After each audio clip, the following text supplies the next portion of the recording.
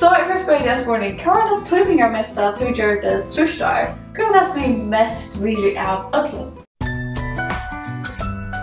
Hej, jag välkommen till Vakurleiki.fo och idag så vill jag ta oss om och det týdningarmesta du har gjort största och det týdningarmesta du Kanst Gera fyri som är fyri framan. Det allra týdningarmesta gjør det största år. Halde jeg sier det så väl fra hesarmyndene. Nemlig at overleva, eller komma fra akkurat vid løven. Jeg hadde det troligt vi tar deg om hvordan livet skal njøtas og hvordan týdningarmikið at det vi oppleva ting og ha kvalitetsliv og så framveges. Jeg hadde til å avskjøle deg fra reklamen du vil switcha fra filmen og fra videon og bara fra bløven, alle sammen gosse. Alt vil man også gjøre seg rett og om man vil må ferast og klær på sjálva og så framveges. Og jeg hadde ofte vi gløyma at verden sentrummer av borskur. Alt ikke alltid så ljøsarett og så fantastisk som vi tar yngst. Og jeg hadde veldig ærlig at til toger eller veldig ofta så snurr det seg ikke om å være best eller skære fram ur. Det snurr seg ikke om å være noe særligt eller noe avvust. Jeg hadde ikke først at det aller beste vi kunne gjøre bare at overleve. At vi røyna at overleve for okkar familie, for okkar bøtten, for okkar vinir eller for okkar meka. At vi røyna overleve bare som en vittnesbord om hvor god det hvor så stor god det og at han nok til at vi kunne overleve når vi svarer situasjoner som vi kunne komme ut i. Til det at vi overleve og at vi får gjøre noe som trolig spørst, en vittnesbord om at god trofaster, og at vi trofast sånn resene. Og jeg minnes nemlig, for en av siden av jolom, det var jeg trolig utbrent. Og jeg kjente meg særlig utbrent eller utmaktet andelig.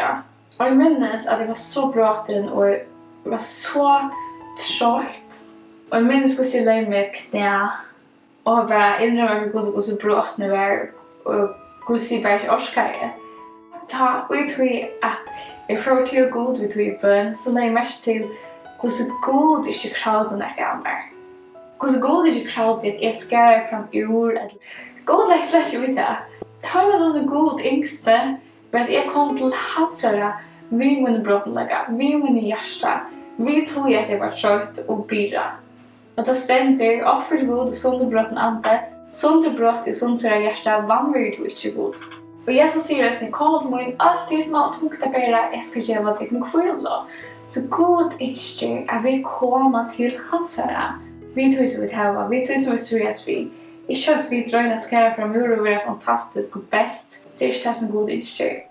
Og alt det som jeg helt har at jeg skulle være og gjøre, det var altså ikke godsrødt. Det var min egen rødt. Og jeg kan øymynda meg hvordan god av en feilen hatt til å være sammen med meg, og jeg tog som man fyrtjøkt noen, og jeg tog at man kjetter eller man trakter.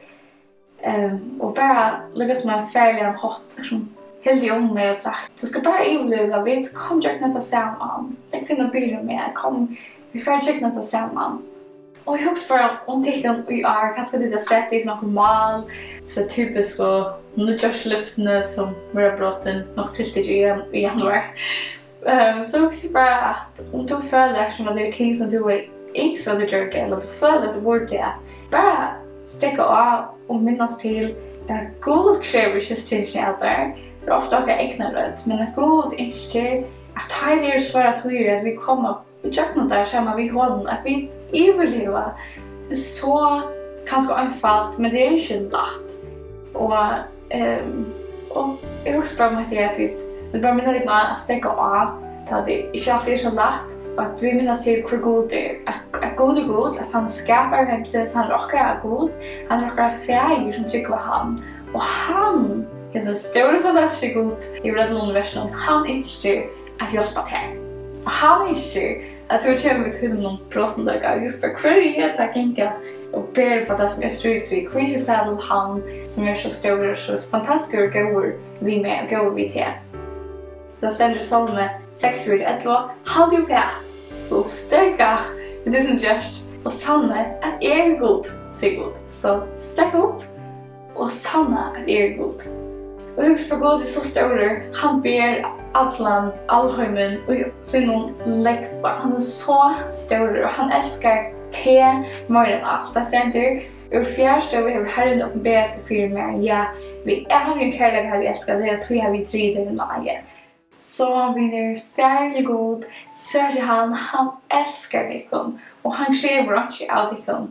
Han bär inte till att komma till hans herra. Så att han kan göra ett versk. Och i åkken. Jag vill säga, här är ju god. Kom till att börja sitt versk i mig. Och det gör så att vi öppnar hjärtat för honom. Bia och vi tackar hans ord till oss. Vi lägger upp i bukne och bara tackar att vi som han inte att ge oss. Alltså en fantastisk dörrgruppen. Så kan det týdningarmesta till Kanst Gera och är men det att överleva. Vi jobbar för gott. Så jag hoppas att det kommer till att uppmuntra dig till alla som är framåt eller har sitt här. Tror man det här eller faktiskt och ja, så tack för idag. Vi ses att nästa torsdag. Ha en sikken. Bye!